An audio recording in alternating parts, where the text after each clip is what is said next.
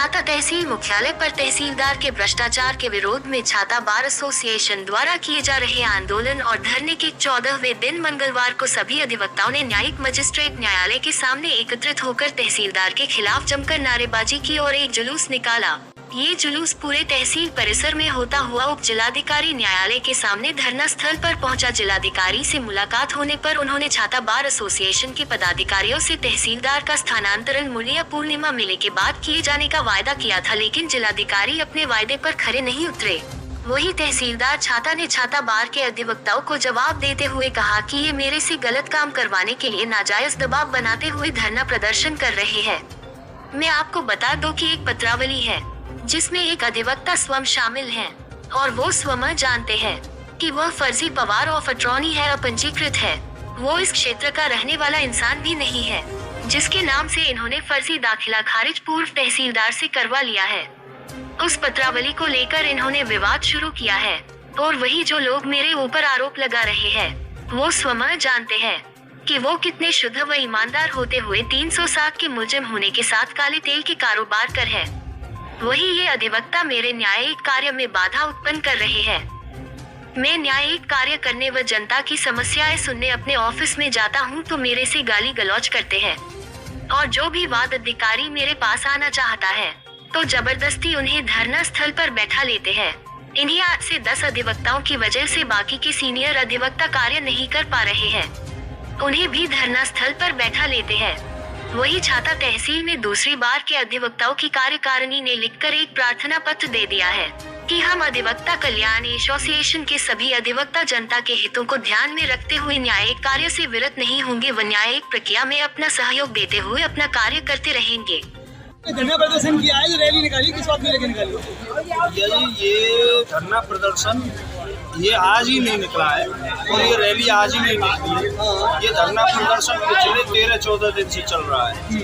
तहसीलदार छाता की भ्रष्ट कार्यशैली, तानाशाहीपूर्ण रवैया और एक इस पद पर जो व्यक्ति होना चाहिए उसके बिल्कुल प्रतिकूल व्यवहार वाला व्यक्ति यहाँ पे छाता में आसीन है। उसके विरोध में अधिवक्ताओं में भारी रोष है। इसके संबंध में ये रैली निकाली गई है। तहसीलदार छाता के द्वारा यहाँ अधिवक्ताओं के खिलाफ गुंडे बुलवाए जाते हैं। लॉ एंड ऑर्डर बनाने वाला व्यक्ति है तो लॉ एंड ऑर्डर ध्वस्त करने की व्यवस्था कर दे। ये उन कार्यकलापों के खिलाफ रैली है।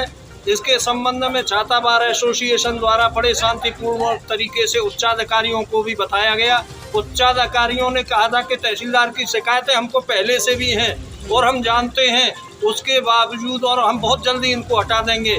लेकिन पता नहीं किस दबाव में या तहसीलदार छाता की कार्यशैली की तरह ही उन उच्चाधिकारियों की कार्यशैली है, उस वजह से इस तरह के निकम्मे अधिकारी को यहाँ से हटाया नहीं गया है। जबकि थोड़ा सा भी विरोध होता है उसी स्थिति में लॉ एंड ऑर्डर की सबको पता है कि लॉ एंड ऑर्डर उस दिन इतना बड़ा ध्वस्त करने वाली बात तहसीलदार के द्वारा की गई। अधिवक्ताओं ने धैर्य इतना किया है कि इन्होंने पिछले 2-3 महीने तो तहसीलदार को स्वयं बैठ के वार्ता की है और साहब तहसीलदार साहब ये स्थितियां हैं, हम अपने क्लाइंटों को क्या जवाब दें। कम से कम आप कोर्ट में काम करें और जो आदेश है वो आदेश कौन से कार्य हैं जिनसे आप छुपते हैं नाराजगी? देखिएगा, तहसीलदार छाता पहली बात कोर्ट नहीं करते, केवल उन्हीं फाइलों में ऑर्डर होता है जिन फाइलों में उन पर कोई अप्रोच हो या उनको कोई प्राप्ति हो जाती है। कोर्ट में बैठ करके कोई काम नहीं किया जाता। यदि किसी दिन भूल से बैठ भी गए और वकीलों ने अपना पक्ष रखा भी तो ऑर्डर शीट में कहीं मेंशन नहीं किया जाएगा कि पत्रावली कहाँ है। वकील 3-3 महीने से तो अपनी पत्रावलियों की तलाश कर रहे हैं कि हमारी पत्रावलियाँ कहाँ हैं। पत्रावलियाँ देखने को नहीं मिलती। तो भरपूर भ्रष्टाचार तहसीलदार के द्वारा किया जा रहा है, भरपूर तानाशाही की जा रही है, पूरी गुंडागिरी तहसीलदार के द्वारा की जा रही है। पर पता नहीं शासन की नीति तो इस तरह की नहीं है जैसा हम मीडिया में और उसमें सुनते हैं। पहले भी सरकारें रहीं, उन सरकारों में यदि कोई अधिकारी को तत्काल हटा दिया जाता था परंतु अब तो ऐसे भ्रष्ट अधिकारियों को जमाए रखना और उनको सपोर्ट करना आगे की ये नीति बन गई। क्या रणनीति रहेगी आगे की रणनीति ये है, धरना प्रदर्शन चल रहा है, आंदोलन चल रहा है, और अब तो वकील उस स्थिति में आ गए कि FIR वकीलों के खिलाफ हो तो हो, हमको जिस हद तक जाना पड़ेगा उस हद तक जाएंगे, और हम इस तहसीलदार जब तक चैन से नहीं बैठेंगे जब तक ये तहसीलदार हट नहीं जाता। इसकी सूचना bar council of Uttar Pradesh को भी दे दी गई है।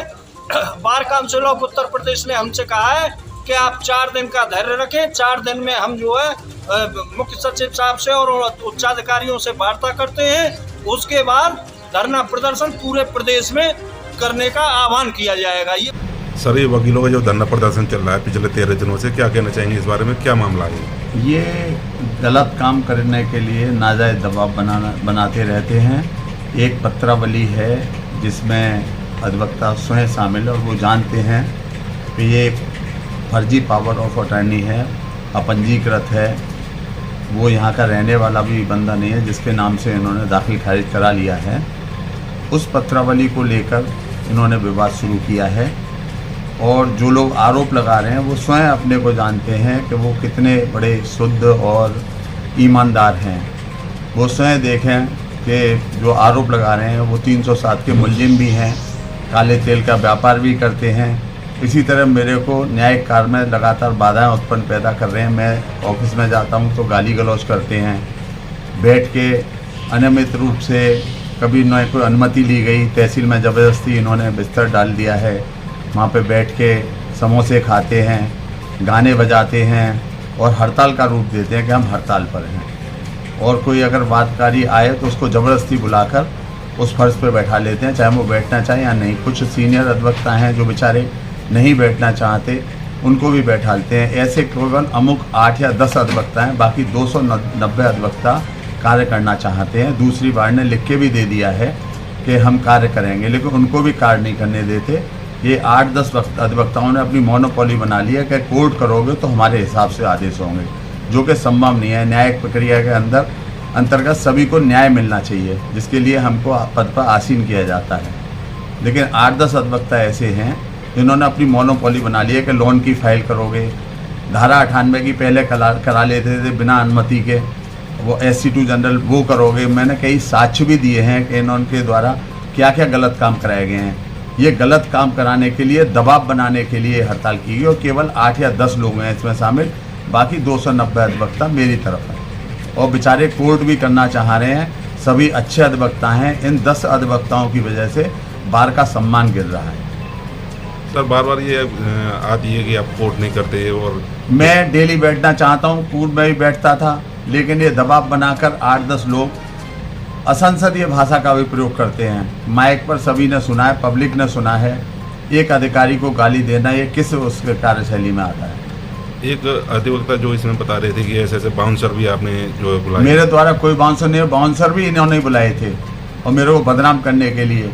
कभी मेरी फर्जी ऑडियो बनाते हैं, कभी बाउंसर का आरोप लगाते हैं, कभी महिलाओं का आरोप लगाते हैं। खुद ही बुलाते हैं और खुद ही मुझ पर आरोप लगाते हैं। वो इसलिए कि मेरे द्वारा कोई गलत काम ना किया जाता है ना किया जाएगा।